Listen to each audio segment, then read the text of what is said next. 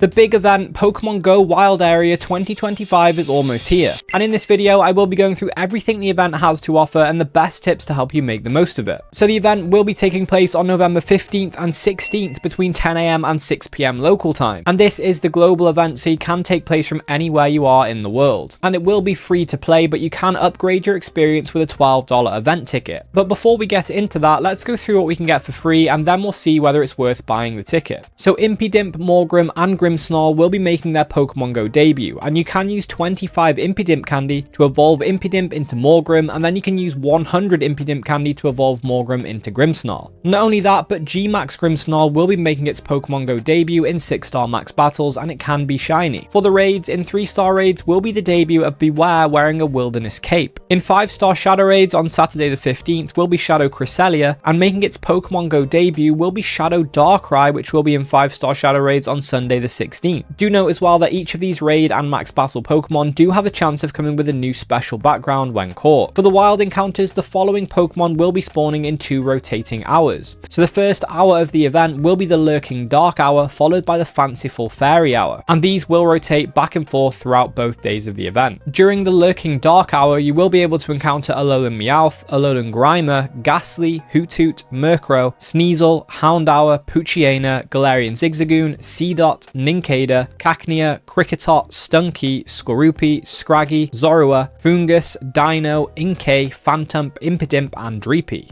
And during the Fanciful Fairy Hour, you will be able to encounter Clefairy, Alolan Vulpix, Jigglypuff, Galarian Ponyta, Chansey, Togetic, Marill, Snubbull, Ralts, Skitty, Swablu, Phoebus, Cherubi, Ordino, Cottonee, Esper, Dedenne, Klefki, Poplio, Cutiefly, Hatenna, which can be shiny for the first time in Pokemon Go, Impidimp, and Smoliv. Now, as well as these wild encounters, we do also have the return of mighty Pokemon to the game. But what exactly are they? Well, these Pokemon are rare wild Pokemon that only spawn during Go Wild events. They have an increased IV floor of 13, 13, 13, meaning that 87% IVs is the lowest you can get, so you do have around a 1 in 27 chance of getting a Hundo or a Shundo if shiny. Mighty Pokemon are also caught between level 35 and 45, depending on whether they're weather boosted. This means they are really useful because you don't need to power them up as much. These Pokemon are also more likely to be XL and double XL in size, and they are more difficult to catch, so it is highly recommended to use Safari Balls when you're catching them. This type of ball is exclusive to Go Wild Area events, and they basically increase the catch rate of the Pokemon by a lot. But how do you get Safari Balls? Well, if it is the same as last year, all trainers will get a free timed research that will reward a few Safari Balls, and you will have a small chance to get them when spinning Pokestops as well. However, as a ticket holder last year, you were able to get a timed research each hour of the event that would get you 10 Safari Balls per hour, and you could also purchase a $2 add-on ticket that would get you an additional timed research each hour. This would give you 2 Safari Balls per hour.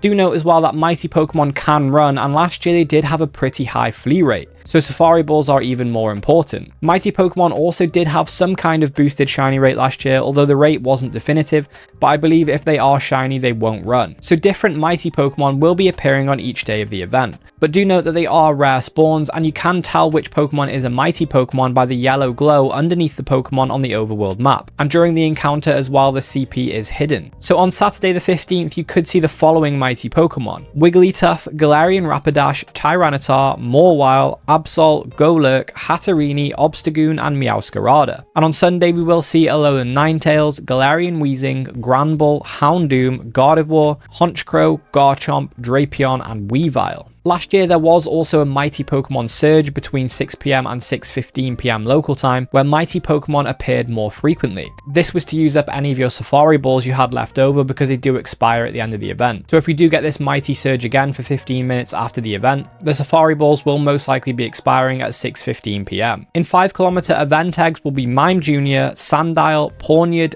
Garbink, Impidimp, and Tinkertink. On Incense, excluding daily Incense, we will be able to encounter the following Mighty Pokemon: Alolan Ninetales, Galarian Rapidash, Tyranitar, Mawile, Absol, Garchomp, Drapion, Weavile, Hatterene, and Meowscarada. All trainers will have a boosted chance of getting event-themed field research from spinning Pokestops, and they will reward event-themed encounters. And if you do any routes during the event, there will be an increased chance to spawn route Pokemon, and your buddy will earn additional buddy candy when walking a route. For the bonuses that will be active between 10 AM and 6 PM local time each day of the event, you will get up to 3 raid passes per day from spinning gyms.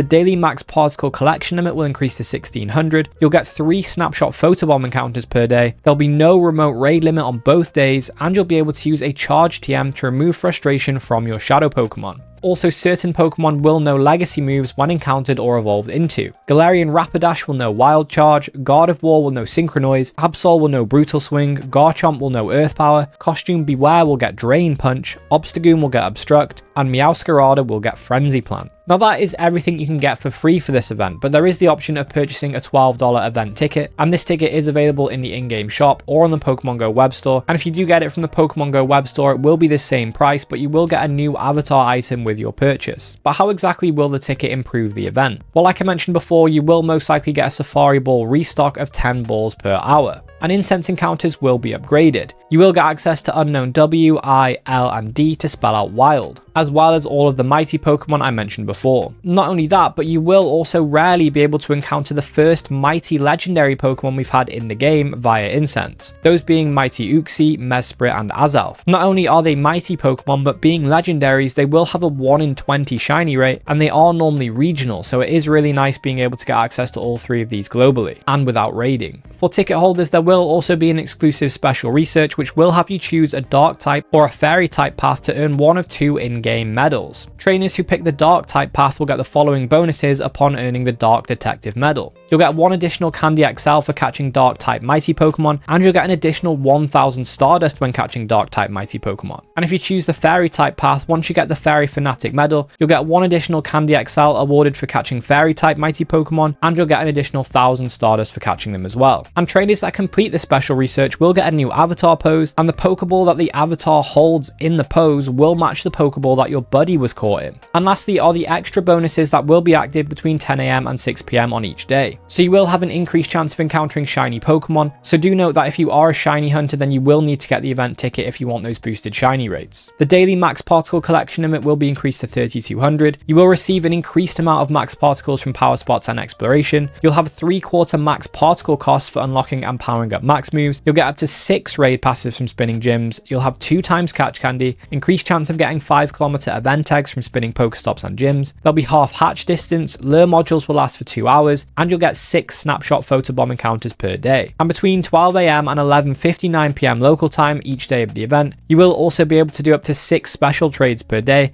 and you'll have half Stardust cost for trades. And as well as all of this, there will be a new Go Pass that will become available at the start of the Into the Wild event, which is the event that will lead up to Go Wild Area, and this Go Pass will continue into Global Go Wild Area. It will be available for free, but you can upgrade to the Deluxe version for $15. From the free version, you will get these rewards, most notably a free encounter with Cresselia, and from the paid version, you'll get these rewards, including the brand new Silver Bottle Cap. This bottle cap does work in a similar way to the Gold Bottle Cap, where you can use it on any Pokemon of your choice to allow it to undergo hyper training to improve its IVs.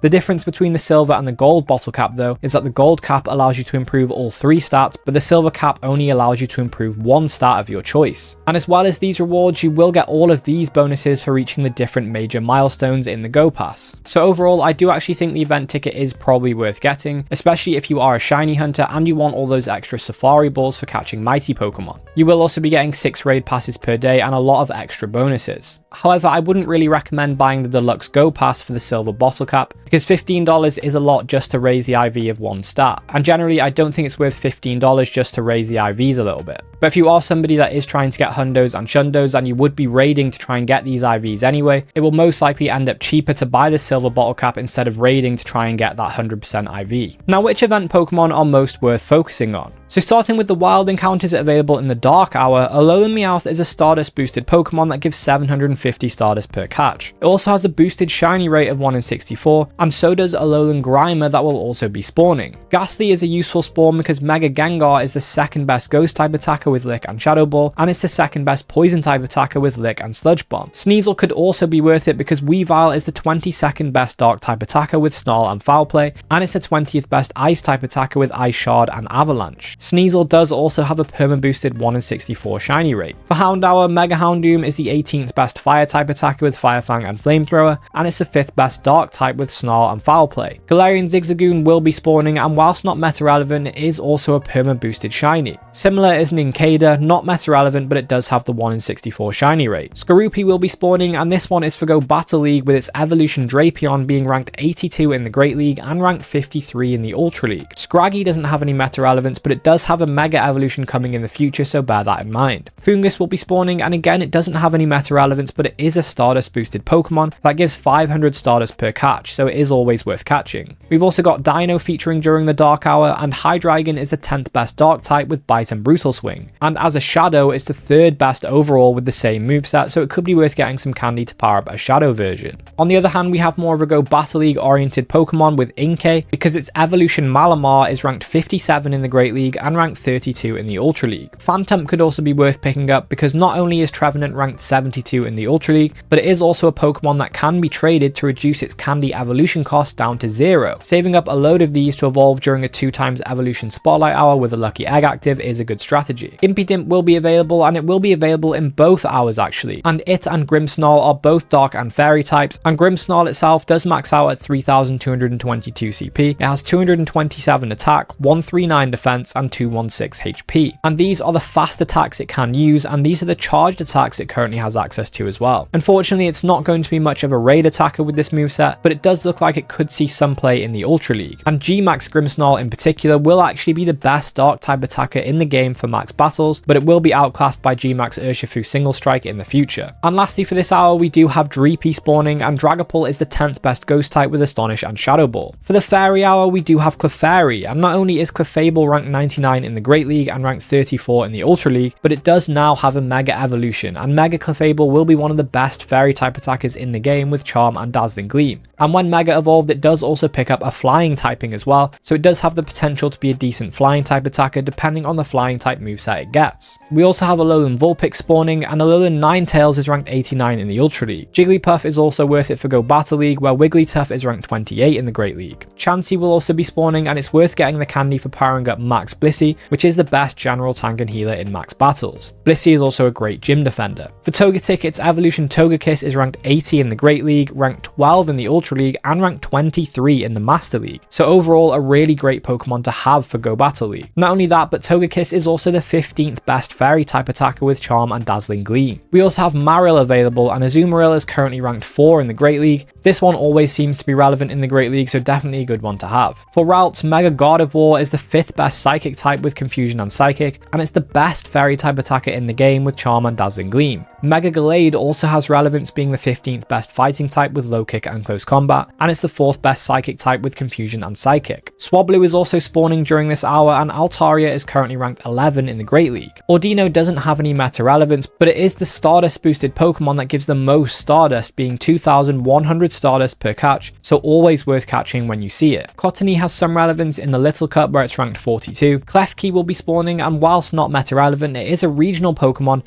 that does normally only spawn in France and surrounding areas, so a good one to pick up if you don't have it for the Pokedex yet. For Popplio, Primarina is ranked 38 in the Master League, so a great budget option for the Master League, and it's the 15th best water type attacker with Waterfall and Hydro Cannon. For Hatenna, Hatterini is the 18th best fairy type with Charm and Dazzling Gleam, and Max Hatterini is actually the best fairy type attacker joint with Max God of War for max battles, and G-Max Hatterini will be the best fairy type attacker when it comes to the game in the future, so well worth having plenty of Hatenna candy. Hatenna is also a new shiny for the event, so it is a new shiny hunt. And which mighty Pokemon should you be hunting the most? While hunting mighty Pokemon is probably one of the most fun parts of this event, because of the high IV floors, chance for them to be shiny, and the fact they are fully evolved Pokemon, but some of them make less sense to hunt than others. For Wigglytuff as an example, it would actually be better getting a Jigglypuff from the wild, because you do want 0, 15, 12 IVs for Great League, and mighty Pokemon do have a 13, 13, 13 IV floor. And with mighty Pokemon being caught at a higher level, it probably won't be eligible for Great League. Tyranitar, on the other hand, is definitely one you want to hunt, because Mega Tyranitar is really strong in both of its types. It's the 3rd best Rock type with Smackdown and Stone Edge, and it's the best Dark type attacker with Bite and Brutal Swing.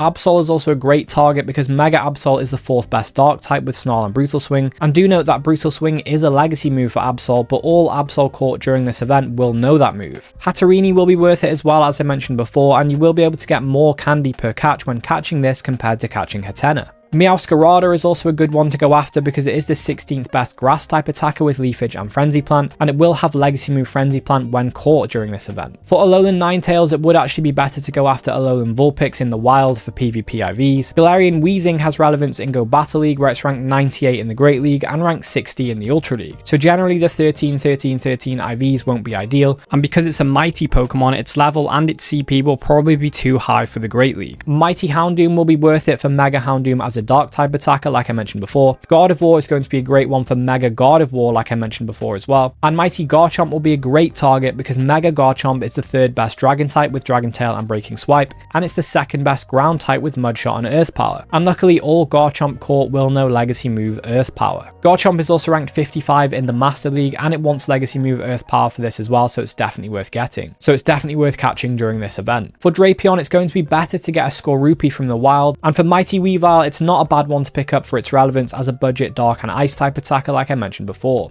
For the 5km eggs, we do have Mime Jr. that isn't meta relevant, but it is a regional Pokemon that's only normally available in Europe. Pawniard could be worth it for King Gambit, which is the 14th best dark type with Snarl and Foul Play. And if you do have Bisharp, it actually is a good event to make it your buddy if you're raiding Darkrai, because it will help progress its evolution requirement. Same goes for evolving Max Cubfu into Single Strike Urshifu as well. Impidimp will be in these eggs as well as the wild, so it is going to be a good one to hatch. And lastly for Tinkertink, its evolution Tinkerton is strong in Go Battle League, where it's ranked 45 in the Great League and ranked 33 in the Ultra League. Based off the IVs that it wants though, and the 10-10-10 IV floor of eggs, you are most likely going to be getting IVs more aligned to an Ultra League Tinkerton. For the raids, Beware wearing a Wilderness Cape doesn't have any meta relevance, but it is a rare costume variant that you never know if it will return to the game or not, so definitely worth picking up at least one. For Shadow Darkrai, it will be one of the best dark type attackers in the game, and it has a raid CP of 53,623, and the 100% IVs you're looking out for are 2136 and 2671 boosted in foggy weather. It is a pure dark type, therefore weak to fighting, bug and fairy type attacks. The best counters are going to be Mega Lucario, Mega Heracross, Shadow Conkeldurr,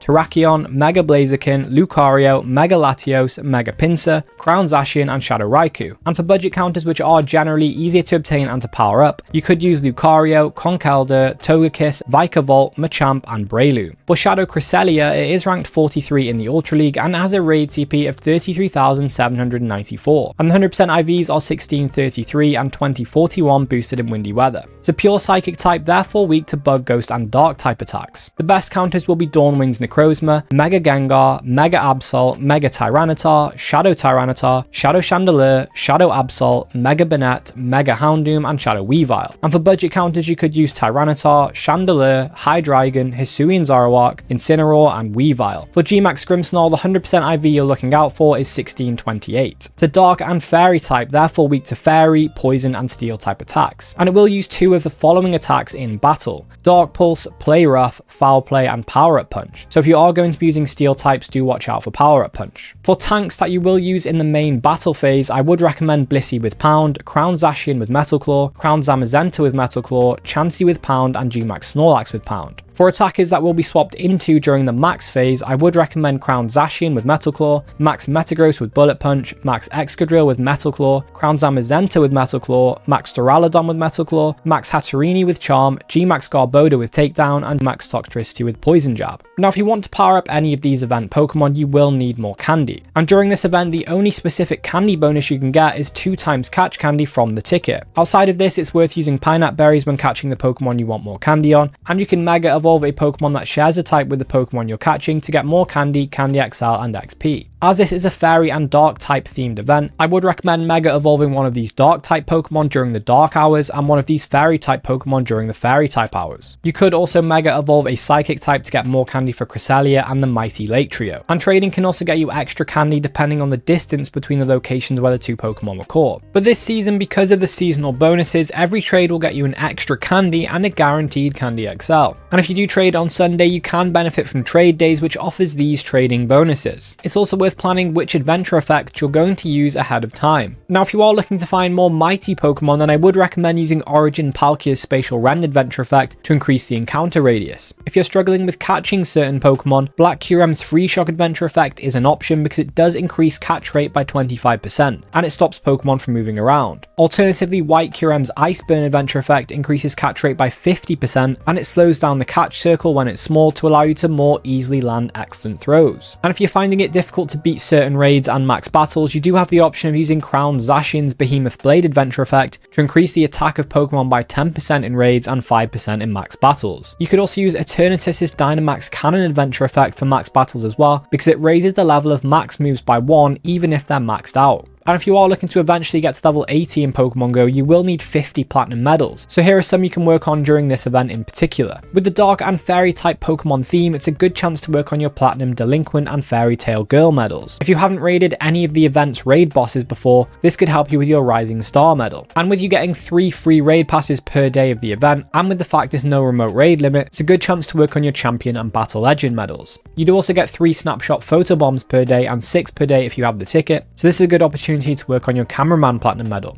Do also remember to do your field research during the event to work on your Pokemon Ranger medal, and if you buy the ticket, Lure modules do last for 2 hours, so you could use this to progress your Picnicker Platinum medal. And if you did find this video helpful, then I do recommend checking out this video on the screen next, and I'll catch you in the next one.